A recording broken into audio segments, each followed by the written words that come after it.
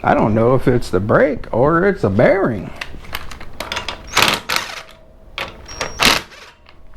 Nope, it's the brake. Whew, scared myself there.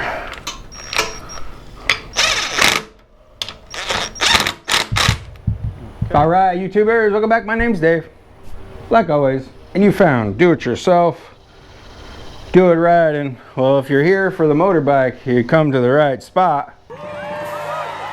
When I put this thing back together, I had a critical oversight.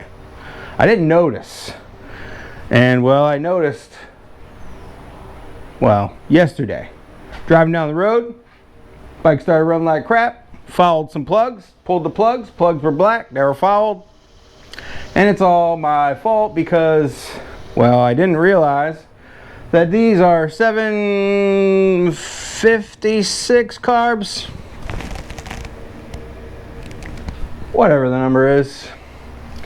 These carbs, as you can see, I wrote 105 on them. These carbs, stock, are supposed to run a Keyheim 100 jet. I put a 105 in it, thinking that it was supposed to be a 110, thinking that I should be running leaner, and I was actually running richer, and well, I didn't look at the plugs ever, and well, they fouled. So I'm gonna run you through how to easily change the jets, and the bike also has front brake issues. Glad I didn't sell it because the person would not have been happy. So let's get into all that.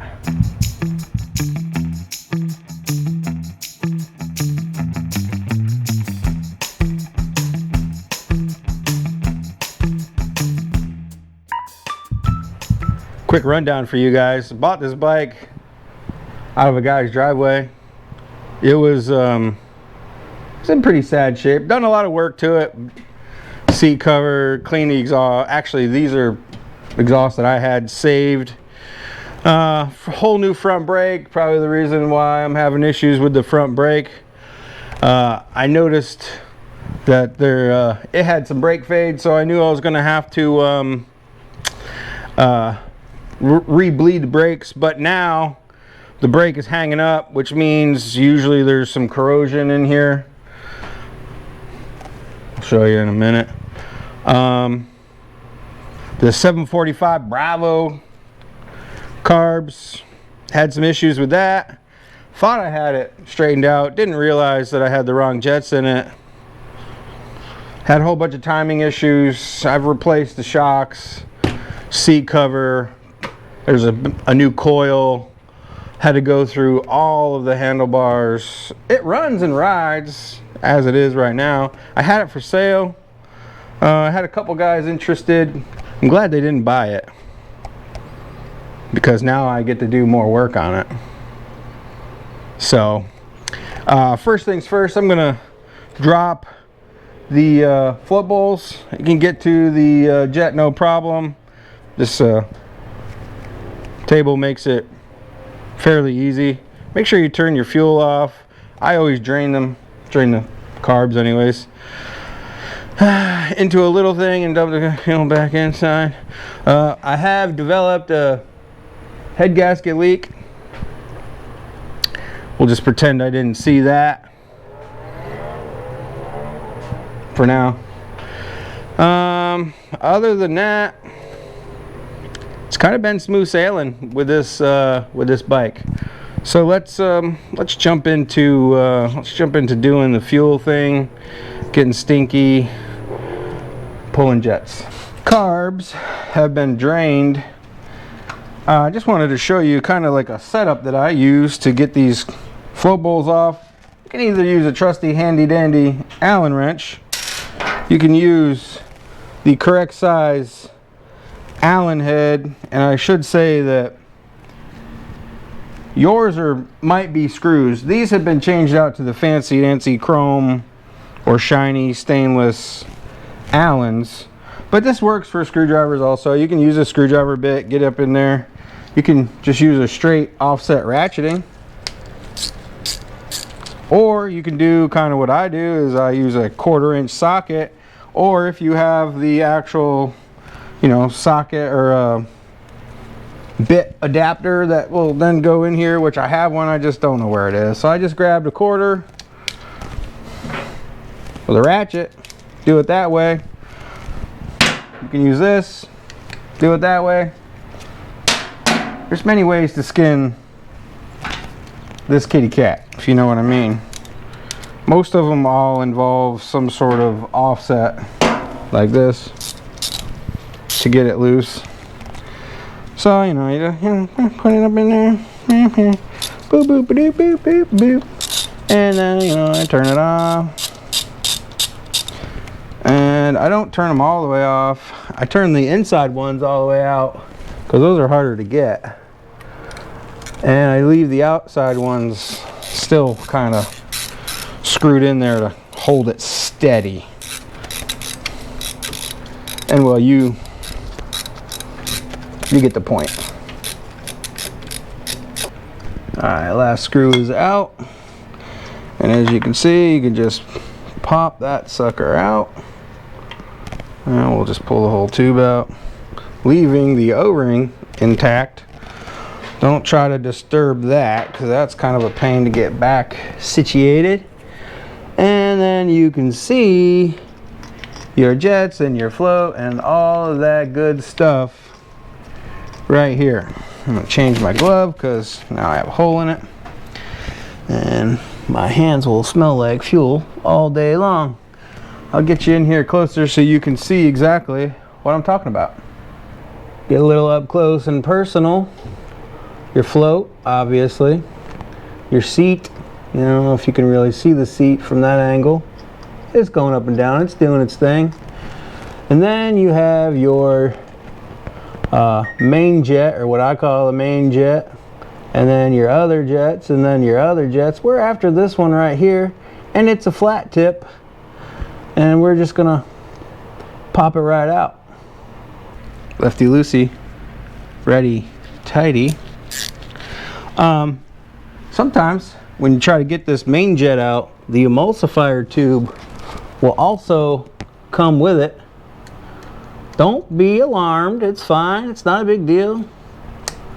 We can take it apart on the bench if the whole thing comes out. Which this one did not. The jet alone came out. And I'm going to verify that it is a 105, which it is a 105. You probably can't tell or be able to see it, but it is now on the floor.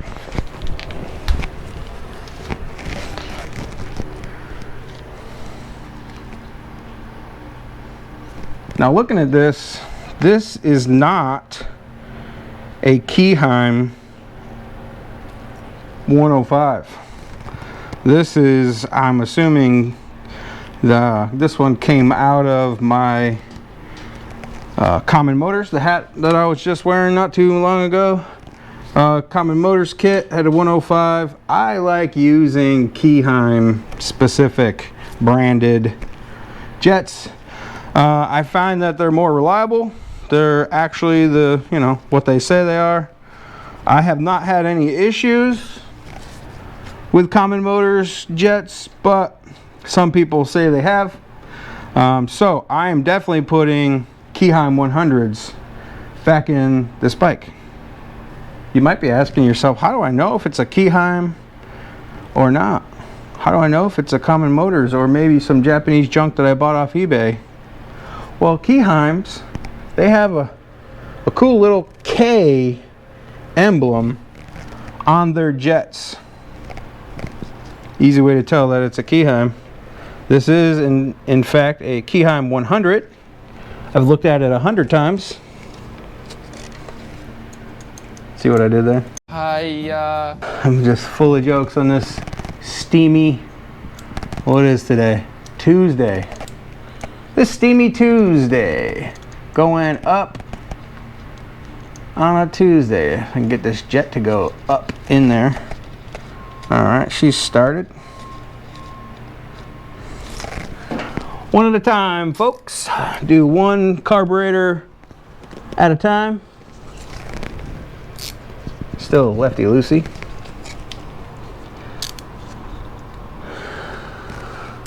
Just gonna give her a little snug. And then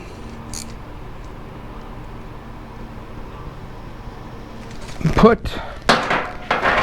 the bowl back on. 4 screws, just the way I took it apart. I don't think you need to see it. Gonna go ahead and get it done.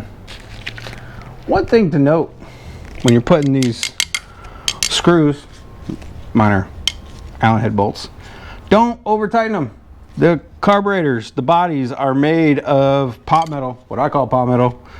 Easily strip them out. No, you know, super easy. Ask me how I know I've done it. I've joined that crowd.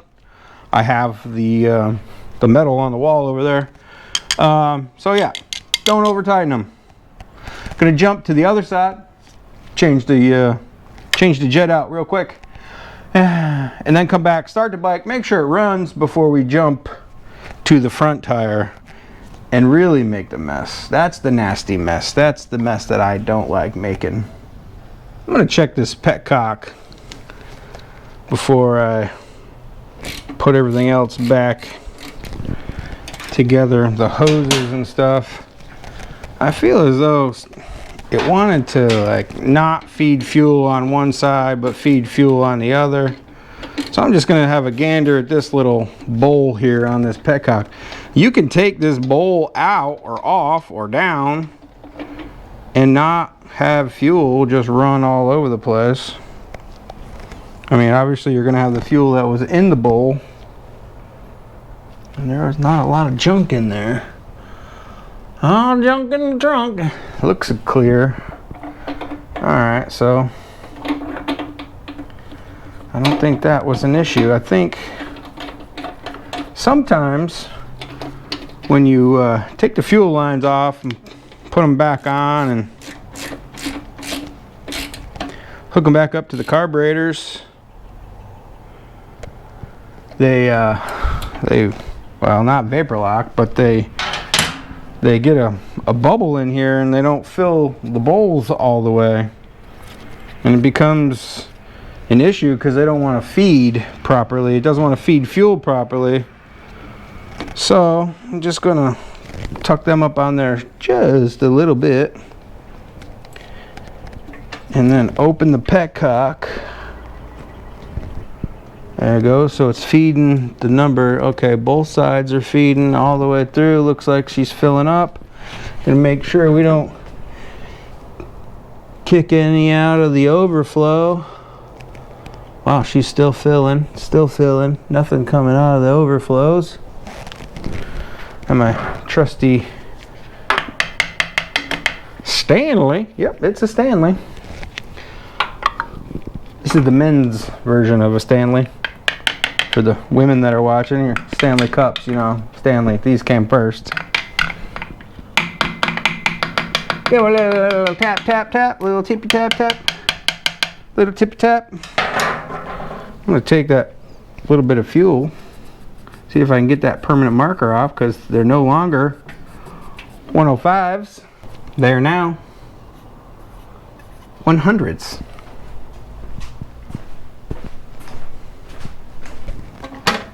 Anytime I do work on the carburetors, ignition, I always start it, make sure it's going to run. I don't know if I'm going to need to run the throttle or not. Okay.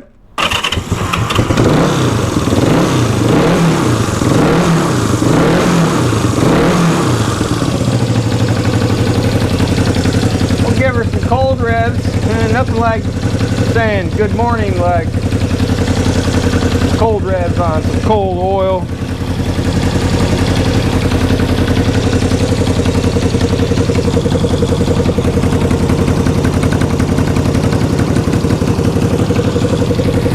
All right.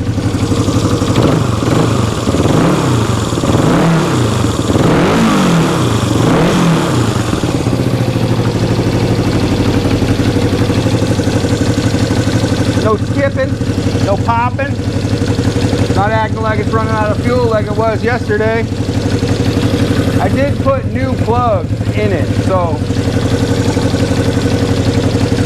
once we get the front brake situated, I'll pull those. Well, we'll go ride, and then I'll pull the plug and see what the plugs are telling me.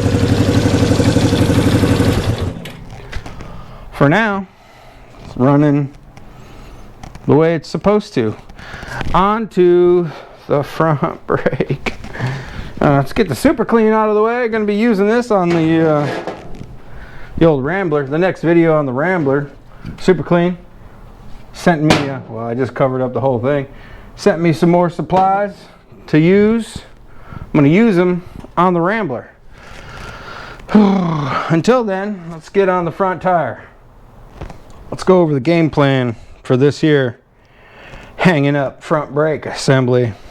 Typically, what the problem is the piston gets some junk in there, some corrosion. If the bike's been sitting a while, it gets kind of gummy.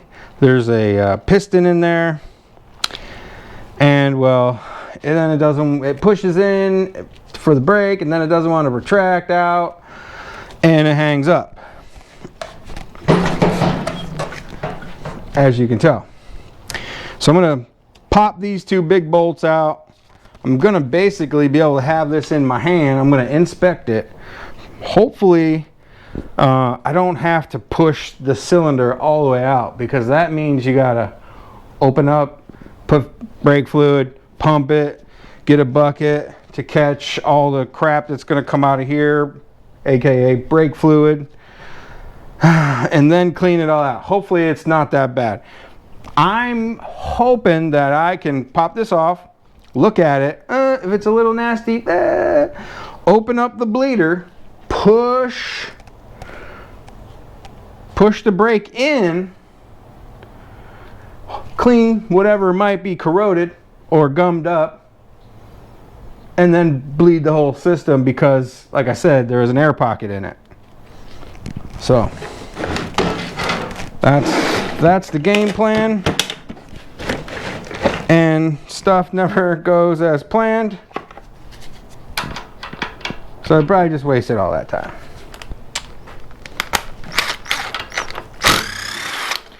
I will say that this, when I put this together, has a brand new brake, has a brand new puck, brand new hoses. The only thing that is not new is this housing.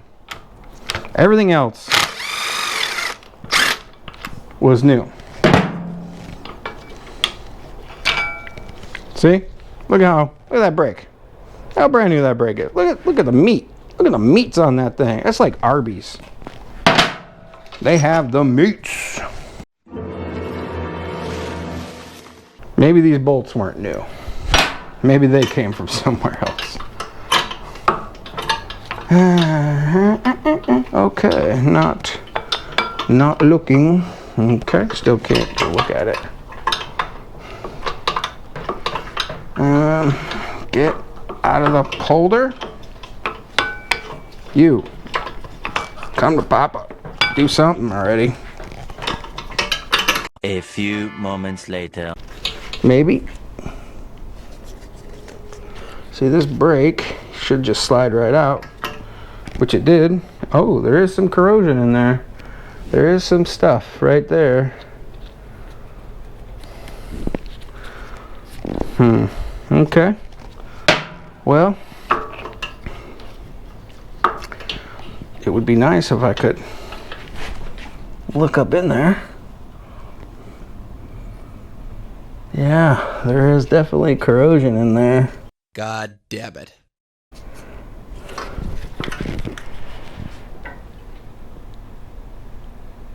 Oh, I don't know if I move that at all. But that is definitely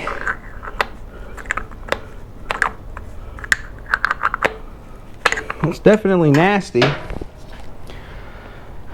I'm gonna get my my other drill with a metal brush and just brush it out. I'm gonna get some eye protection first. So let's let's do that. I got you guys handheld so you can see what I'm talking about. Look at all that corrosion up in there, all that nastiness. I'm gonna see if I can buzz that out with my wire wheel. Hopefully I can get that to slide nice and easy. This brake puck should just slide right in and out, no problem. And it was hung up when I was trying to get it out. So let's do that. Ah! Wow, got my glove. That's great.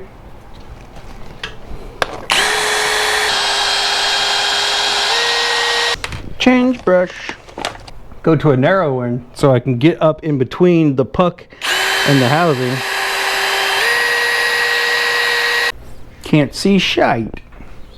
Well, that's pretty freaking clean now.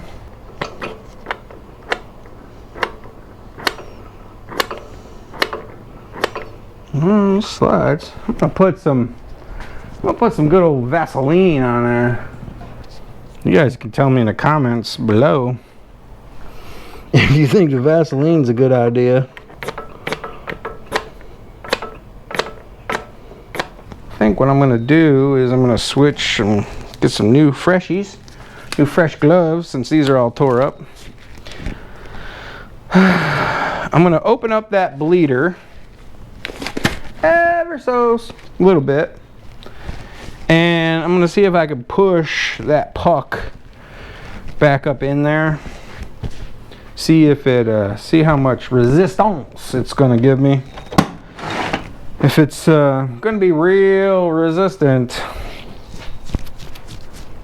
I'll probably have to get it out of there and make sure that there's not corrosion on the back side of that. If it slides, fairly easy.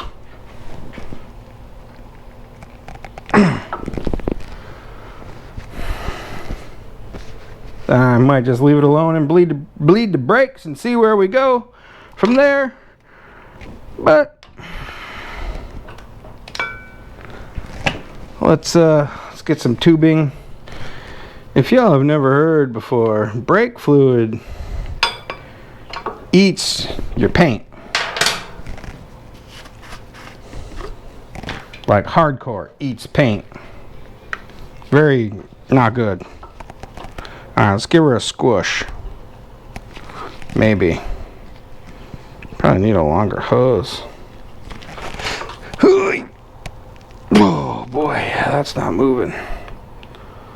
Alright, let's do that. Put that there. Give her a two-handed squish. Oh man, oh man.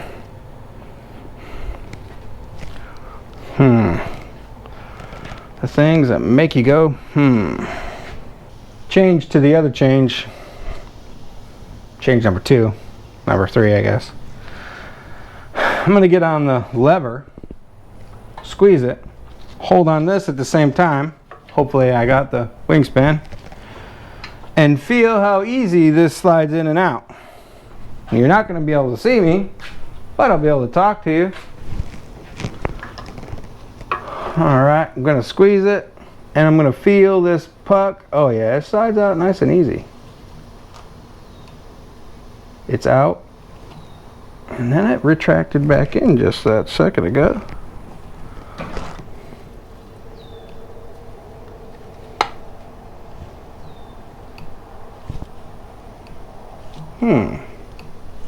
It's working as advertised.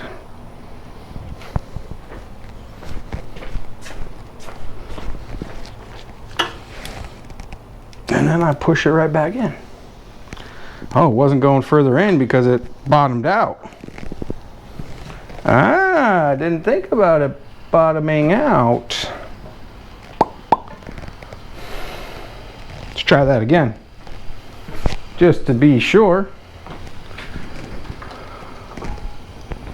Alright, pushing it, brake comes out, let off, brake goes back in, push it, brake comes out, goes back in, out, and in, out, and in, out, and in.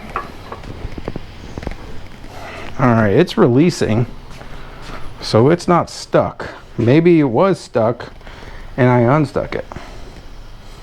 And then I push it all the way in and it bottoms out.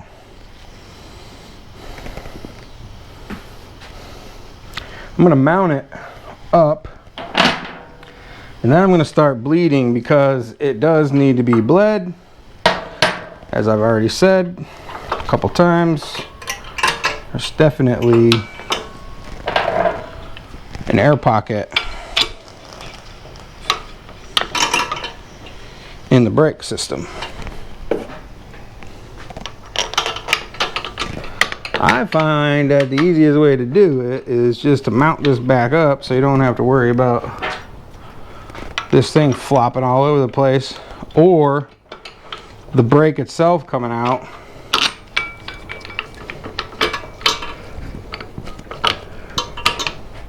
Apart, however, whatever you want to say it.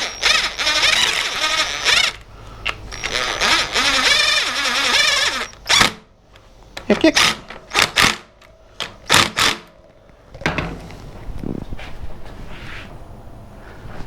Let me give her a spin. Got so much stuff in the way down here. Make sure it's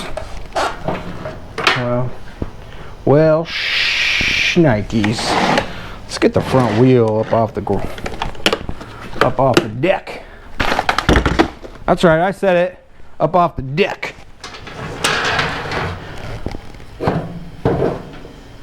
Get up off my deck. Boy, that escalated quickly. I mean, that really got out of hand fast. Now that the wheel is up, slide her over.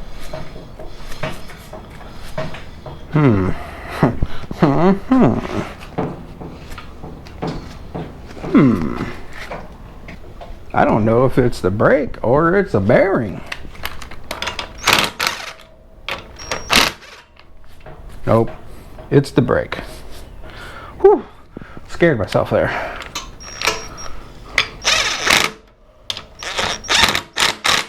Okay.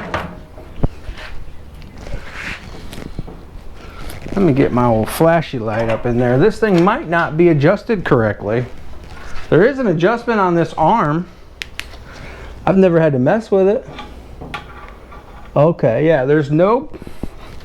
The piston side is not touching, but the other side is touching. And there is an adjustment for that. And it's right here. It's right here. Break this nut loose, turn it in. Wonder if this has been my problem the whole time. Well, I'll be dipped. Is that a 10? Nope. Oh, well, that's an 8, so definitely not gonna work there. Oh, here's a 10. Let's loosen that sucker up. I got a flat tip. Let's turn that in. Oh man, are you flipping kidding me?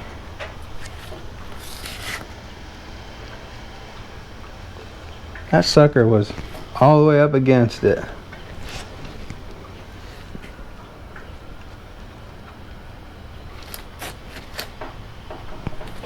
You gotta be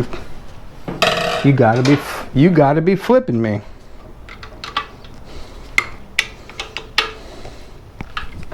Never had to do that ever before. My GoPro decided it was too hot, even though it's in front of the fan, where I should be, but I'm not. So I went ahead and, as you hopefully saw, because I didn't go back and check the footage, I adjusted the arm so the inside part of the brake isn't scrubbing against the disc. As you can hear, it's just barely touching, and that's the way you want it. I did, however, go over and do this. Make sure that it's releasing. Brakes. No brakes. Brakes. No brakes. Making sure it wasn't getting caught, which it's not. And then I said, what the heck? I already have a video of bleeding brakes. In fact, I think I have in 2 different videos. If you guys are looking for a how-to step-by-step brake bleeding, check those videos out. I'll link one of them around here. Basically what I did, I hook up a tube, this tube here, run it into my dot for brake fluid. That might be what's in it. I don't know. I recycle brake fluid so much. Bleeding brakes on these old bikes. Open this up, go up there, fill it up, pump it, make sure your air comes out, whatever, tighten it, let it fill up, do this thing, you know. Typical bleeding brakes process. I will say that I got very little air out of this thing, which is not encouraging. So what am I going to do now? Well, I'm going to clean up my mess, get all the tools out of here, wipe up this brake fluid that I got basically all over everything, because that's the way bleeding brakes go. You either get it all over your garage floor or hands, face, mouth, eyeballs, tools. Get it down, get the bike down, get it outside, get it started, and then I'm going to throw you on my chest probably, and we're going to ride around, do our thing, and then maybe pull a spark plug, see if it's a little leaner. So let's do it, if my GoPro wants to keep cooperating. Alright guys, let me just say that just rolling this thing down off from the table, it rolls way better. I didn't realize how hung up the front brake was till just then. I mean, I knew it was scrubbing, but let's take her for a ride.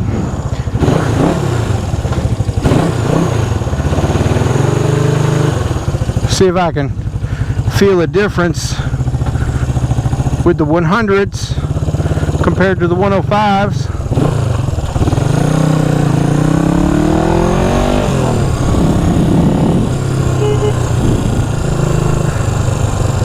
Don't feel anything off the jump.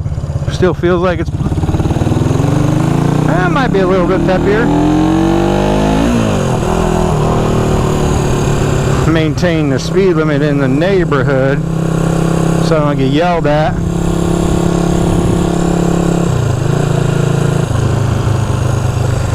I will say that it was feeling a little boggy yesterday.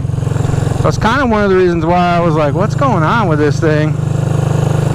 And then I thought, well, it felt boggy because the front brake was hanging up, which very well could be part of the problem. That's why I was kind of slowing it down, I guess. Like the brake is always on, kind of like driving with an emergency brake on the whole time. Somebody lost their shoe. That's well, the insole to the shoe. That's kind of weird, you know. Usually you see shoes, not just insoles. Oh yeah, it feels a little better. Yeah, I think it feels better. I got some traffic coming. Fixed my mirror. Oh, my mirror got all jacked up.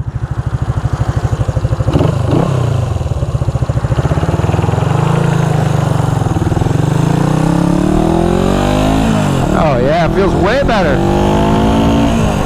Oh yeah.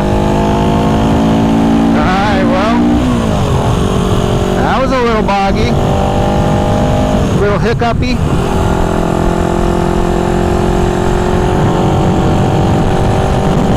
Where are you doing 60?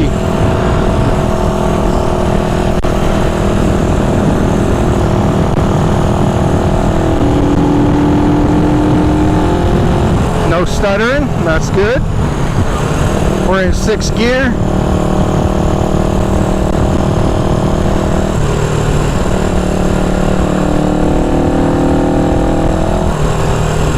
Not bad, not bad.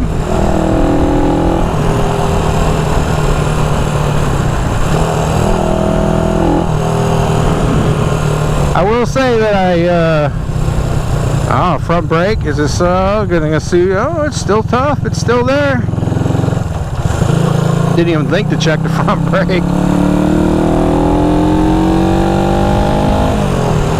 I probably shouldn't go down here too far. Usually there's a cop that sits down here. I don't have my wallet with me. Don't have my headlight on. Man, I'm all sorts of riding dirty right now. I'm gonna turn into this wonderful warehouse that they built. I don't know if you guys noticed, but all these friggin' warehouses have popped up all over the place, all because of the port. There's friggin' warehouses everywhere around here now. There used to be houses over here. Wow, I say houses. Trailer homes.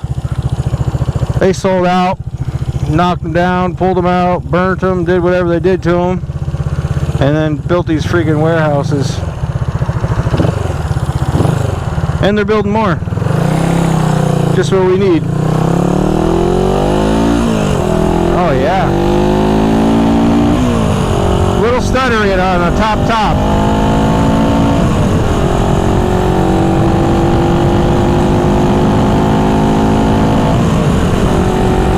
And there's hesitation when you really get onto it, full throttle. Full throttle hesitation. This front brake, this is all front brake slowing down here. Oh yeah, she's rock solid. It is not loosening at all. Or loosening, it's not fading at all. Let's give her the beans.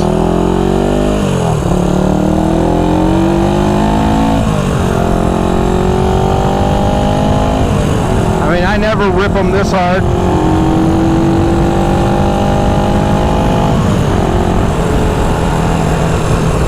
You're probably saying, well, you're only doing 55. These are small bikes. I'm gonna rip on the front brake again and see if it's gonna fade. Oh no, man, that's nice. Okay. Front brake is fixed.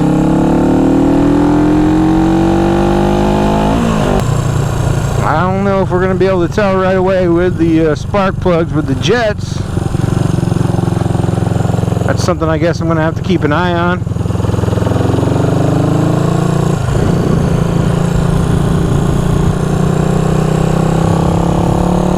Take her back to the house. Alright. Let's pull these plugs real quick.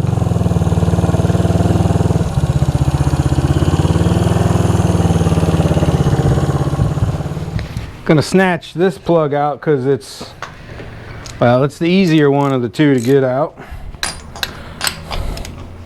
Don't have the points right in the way. Put gloves on because it's hot.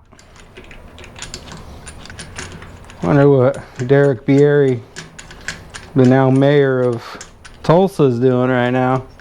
Wonder if he's doing mayoral things.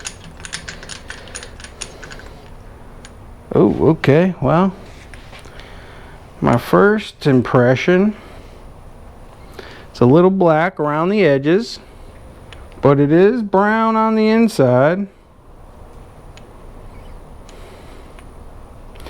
Now mind you, I did run this a little bit before changing the jets, so some of that blackness could have came from yesterday when I changed out the plugs.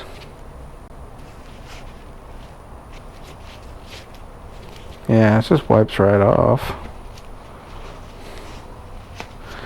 So what I'm gonna do is I'm gonna throw it back in. I'm gonna ride the bike some more.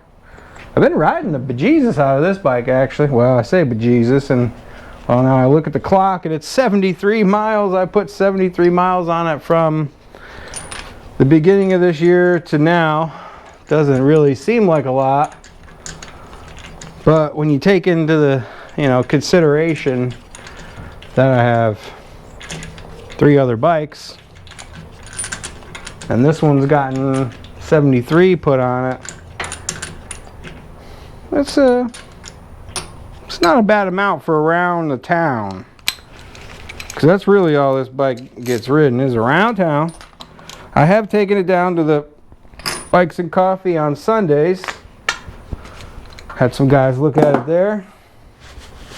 But mostly this bike loves just tooting around, poking around, pooping around, whatever around the neighborhood. To the store, to the convenience store, to Wawa. You know, that's what these bikes are good for. That's what they're made for, really. Just around town, city life, maybe some country stuff if you're running 55, 50 miles an hour. You live on some decent country back roads. So, oh man, that sounds like a dead duck or dying duck. That's an electric prime vehicle. Awesome. Anyways, if you like these kind of videos, these old bikes, tinkering on them, if you have an old bike, you know you're going to tinker on it. If you like these videos, like, tag, share, follow, subscribe, hit that notification bell, and like always, till next time, thanks a lot. That might be the best angle I can get you guys without getting my GoPro just completely saturated with degreaser and road gunk, grime, all the good stuff that you don't want all over electronics. You know what I mean?